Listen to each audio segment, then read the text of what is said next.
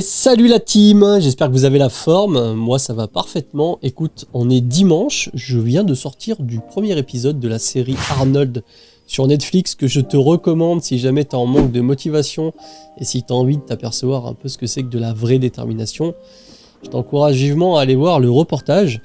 Et aujourd'hui, comme tu as pu le voir dans le titre, on va parler ensemble tout simplement des différentes étapes à franchir pour pouvoir obtenir cette fameuse liberté financière. Tu sais, l'indépendance financière, cette fameuse chose que beaucoup de monde recherche, que je recherche aussi, même si je te cache pas que à l'instant T, je pourrais prendre ma liberté financière, mais je me priverais quand même de pas mal d'argent à investir tous les mois si je quittais mon boulot. Donc je préfère continuer sur cette voie-là et ne pas couper mon élan.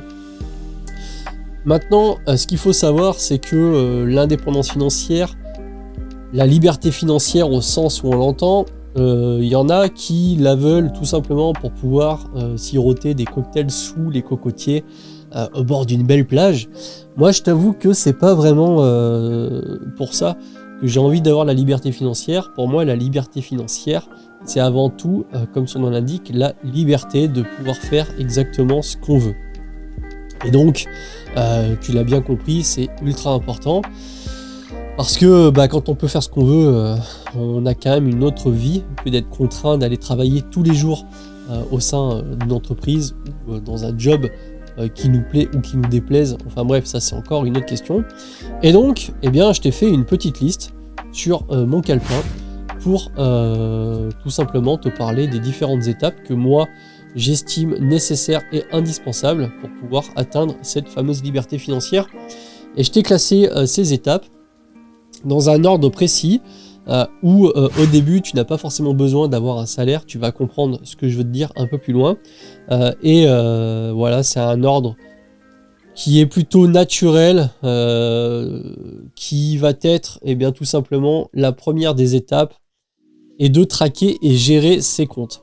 L'avantage, c'est que pour gérer proprement, efficacement ses comptes bancaires, tu n'as pas besoin de travailler. Même si tu es étudiant, je suppose et j'espère que tu as un peu d'argent, et ça commencera instantanément à partir du moment où tu vas avoir par exemple une carte de crédit et où tu as la possibilité de dépenser ton argent. Donc quand je parle de traquer ses comptes, c'est bien sûr que tu saches exactement où t'en es chaque mois, qu'est-ce qui rentre, qu'est-ce qui sort, combien tu payes de crédit, combien tu payes de loyer, combien est l'assurance de ton véhicule. Bref, tu marques absolument tout, soit dans un fichier Excel, soit avec un stylo et un papier, même si je te cache pas que les classeurs Excel sont beaucoup plus efficaces.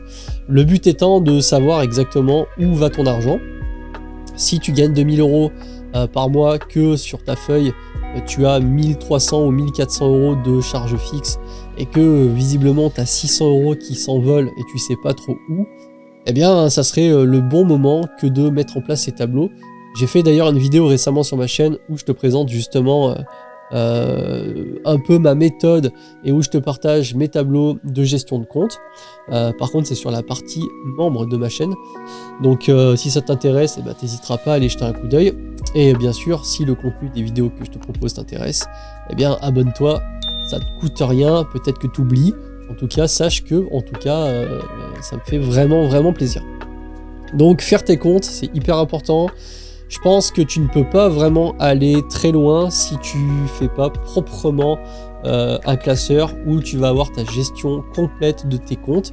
D'autant plus que, comme on va le voir après, il y a un moment où si tu veux vraiment atteindre cette liberté financière, tu vas devoir augmenter le nombre de sources de revenus, tu vas devoir multiplier les sources de revenus et ça sera encore une fois le bon moyen que de compléter ce fameux tableau.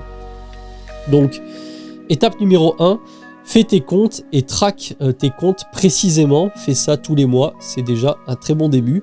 T'as pas besoin d'être employé ou d'avoir un salaire pour commencer à faire ça. Ensuite, la deuxième étape, ça va être de investir sur soi. Donc investir sur soi, encore une fois, ça coûte de l'argent quand tu passes par des formations payantes. Maintenant, investir sur soi, ça ne veut pas forcément dire tout de suite s'acheter des formations.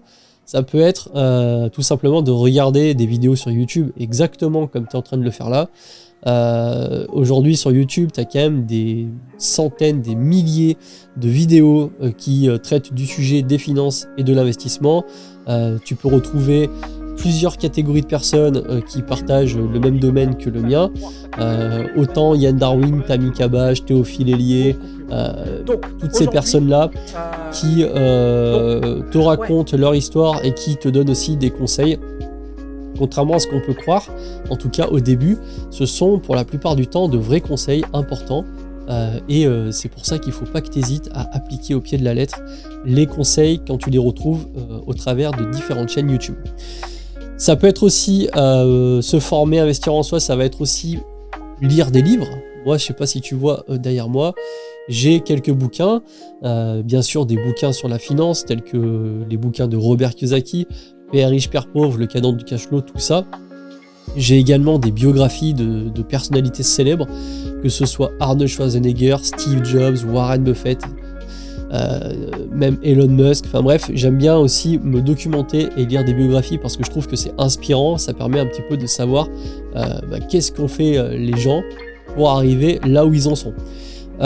Et puis bien sûr, les formations, investir sur soi, ça va passer bien évidemment par de la formation payante, de la formation en ligne.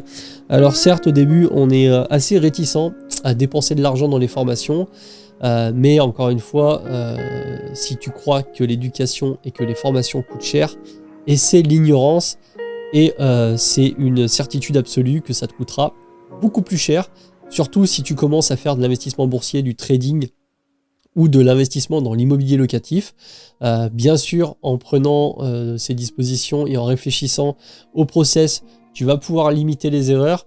Maintenant, ce qu'il faut savoir, c'est que tu seras forcément moins bon que quelqu'un qui a suivi une formation et qui l'applique à la lettre.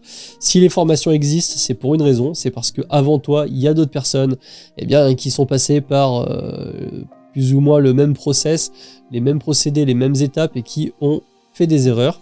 Donc c'est pour ça que les formations, c'est quand même un sacré raccourci vers cette fameuse liberté financière. Mais bien sûr, encore faut-il avoir de l'argent à dépenser dans des formations. Au début, si tu n'as pas d'argent, pas de problème, tu peux très bien t'acheter 1 ou 2 livres, ça coûtera le prix d'un McDo. Et surtout, comme je te l'ai dit, tu as toutes les vidéos et tu as plusieurs articles en ligne. Maintenant, à toi de faire le tri. Parce que évidemment, tout ce qu'on te raconte n'est pas forcément vrai, mais sur des chaînes sérieuses, tu auras quand même de vrais conseils. Donc ça, c'est le deuxième point, investir sur soi. Troisième point, je pense qu'il faut avoir quand même de gros objectifs. C'est-à-dire que, comme on pourrait le dire, si tu as des gros objectifs, si tu vises les étoiles et que tu rates et que tu atterris sur la lune, eh bien tu seras toujours plus haut que quelqu'un qui n'a rien fait. Maintenant, il faut arriver à se fixer de gros objectifs. Là, aujourd'hui, à titre d'exemple, si tu as 19, 20 ans et que, je sais pas, ton objectif, c'est d'avoir un patrimoine de 300 000 euros, désolé de te choquer, mais c'est pas assez. Sans pour autant directement partir sur un patrimoine de 100, 200 millions, 300 millions, où là, faudra vraiment, c'est pas que c'est pas impossible, ça l'est, sinon personne ne le ferait, mais on est vraiment sur des très très gros objectifs, peut-être même un peu trop gros au début. Le but d'un objectif, c'est de l'atteindre et d'en replacer un. Un objectif réalisable dans un premier temps, eh bien, tu l'as deviné, atteindre la liberté financière, c'est-à-dire en te générant, je sais pas, 2, 3, 4, 5 000 euros de revenus passifs, même si encore une fois, rien n'est totalement passif, sauf peut-être la bourse, on y reviendra après.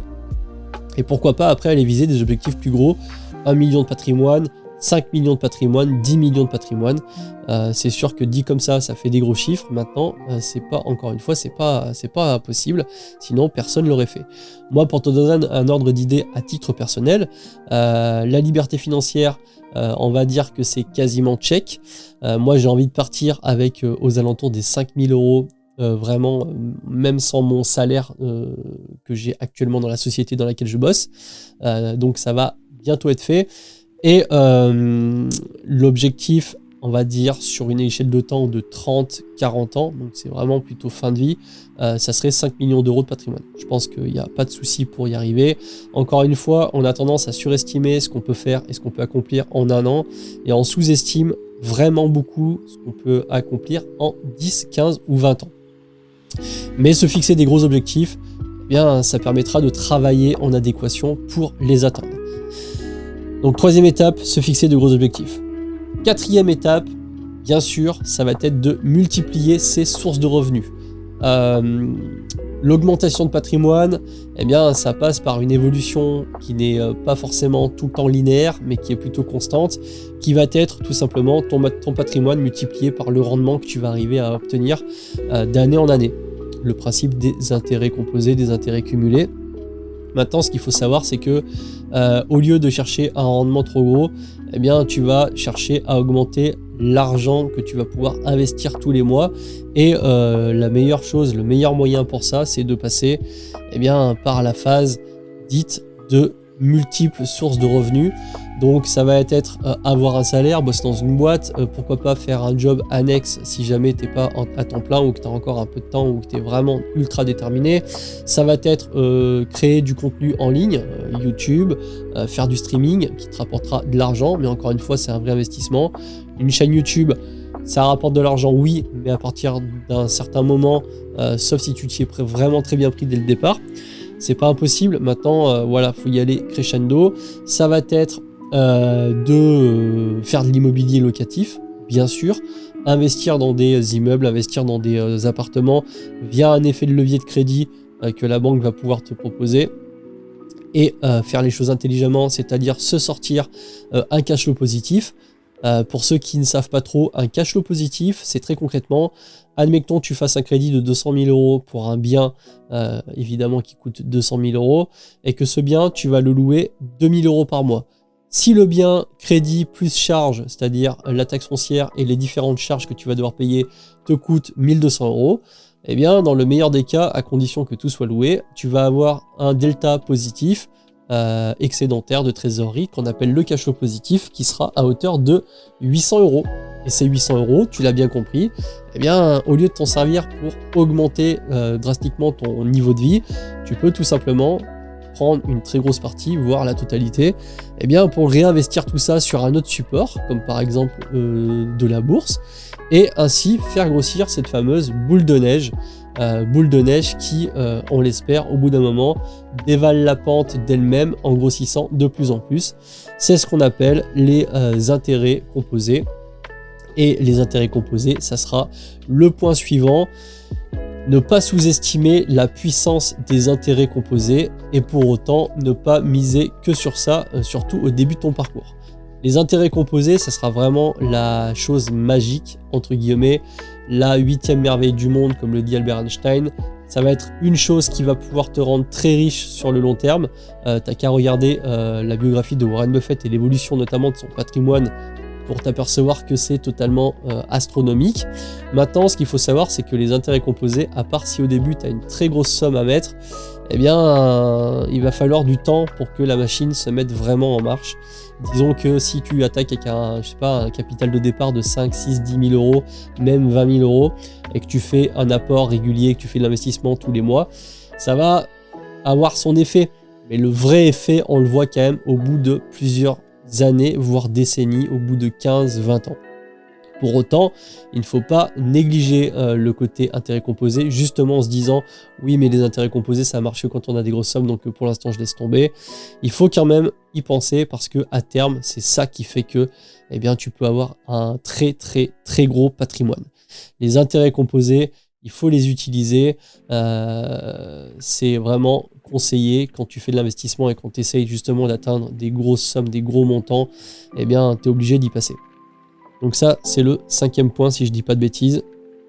Le 6e point, ça va être d'utiliser la dette. Donc quand on dit utiliser la dette, sur le moment, on peut se dire « Ouh là là, qu'est-ce que tu racontes, Jérém ? La dette, c'est mal. Avoir des dettes, c'est pas bien. » Il y a la bonne dette et il y a la mauvaise dette. C'est un peu comme le bon chasseur et le mauvais chasseur, tu sais. Mais la mauvaise dette, c'est acheter par exemple une voiture à crédit. Une voiture qui va dévaluer, tu l'achètes à crédit parce que tu as voulu, je sais pas, la dernière Audi A3 2 litres, etc.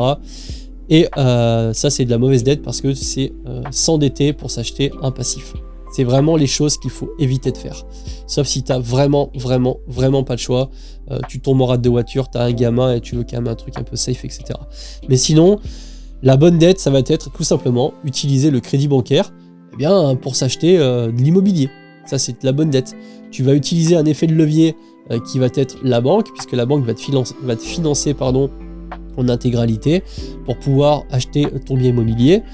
Toi, tu vas sortir 0 ou très peu de ta poche, et derrière, en se débrouillant bien, comme je te l'ai dit tout à l'heure, tu peux utiliser le bien pour le mettre en location et récupérer un excédent de trésorerie qu'on appelle le cash flow, et pouvoir t'enrichir comme ça, avec un effet crescendo, en achetant de plus en plus, etc.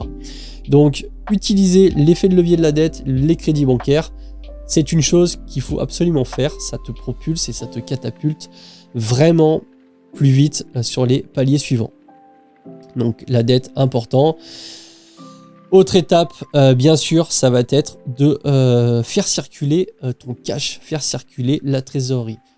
On dit toujours que pour se sécuriser, quand tu commences à avoir un patrimoine qui grossit, quand tu commences à faire de l'investissement immobilier, l'investissement de manière globale, et que tu as un patrimoine qui devient de plus en plus gros, c'est bien d'avoir 10% de son patrimoine en épargne.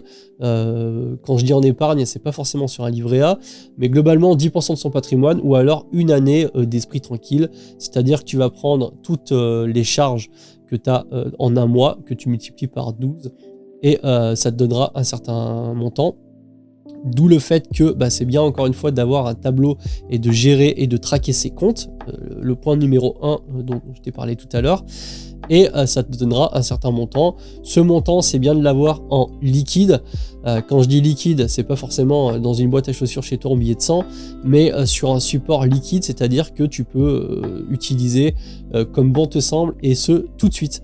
Donc pour ça, t'as pas forcément besoin d'y laisser sur un livret A ou un compte courant. Tu peux très bien y investir sur un compte titre en bourse qui te permettra, si besoin, de solder des positions et de récupérer ce cash. Donc bien sûr, après, il faut faire attention au support sur lequel tu mets cet argent. Comme ça, je te conseillerais plutôt quelque chose de safe, comme un ETF qui ne bouge pas trop. Et le but étant de pas trop immobiliser du cash, c'est-à-dire que quand c'est de l'argent qui ne fait rien, par définition, il ne fait rien, et l'inflation fait que ça te bouffe ton cash, ça te grignote tout simplement ton compte bancaire. Donc il est important de faire circuler le cash, de faire circuler la trésorerie, l'argent.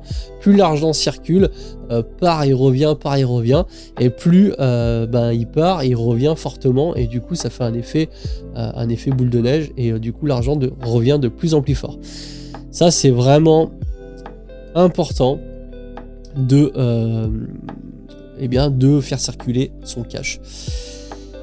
Et un point pour finir qui est aussi ultra important, ça va être de systématiquement se payer en premier. C'est quelque chose que tu peux voir aussi dans les livres de Kiyosaki.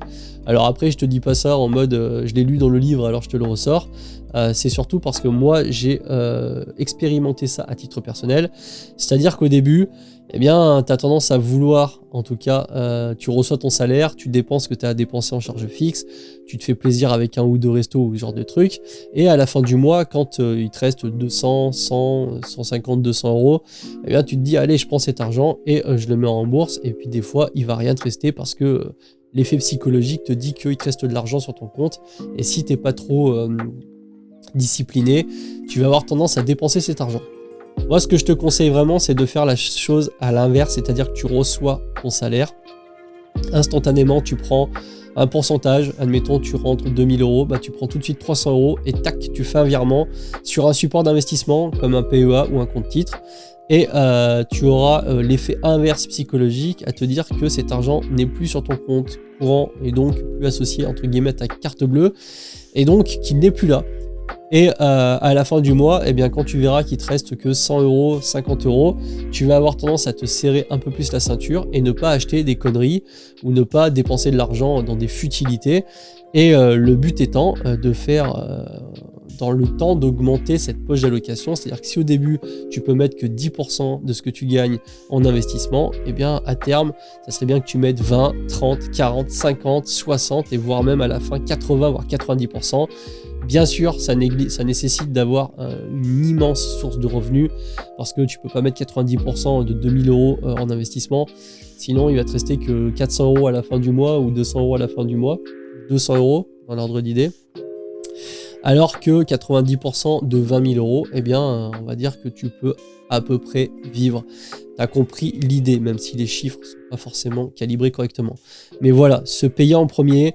Et la deuxième notion, c'est se payer aussi avant même les impôts.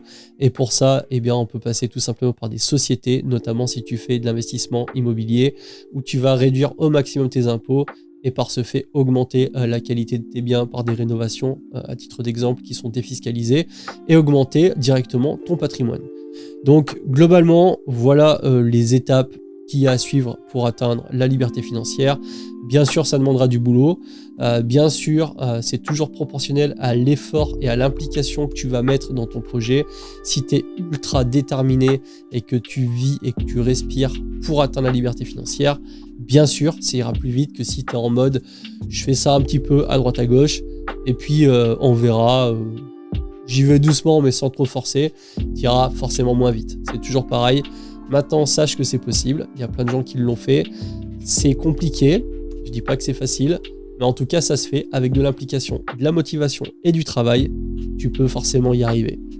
J'espère que tu as kiffé la vidéo. N'hésite pas à me poser des questions en commentaire, à liker, à t'abonner si c'est pas fait. Ça coûte rien. Peut-être que des fois tu oublies. Je te le rappelle. Donc, clique sur le bouton abonner, active la cloche. Et moi, sur ce, je te dis à la prochaine. Salut!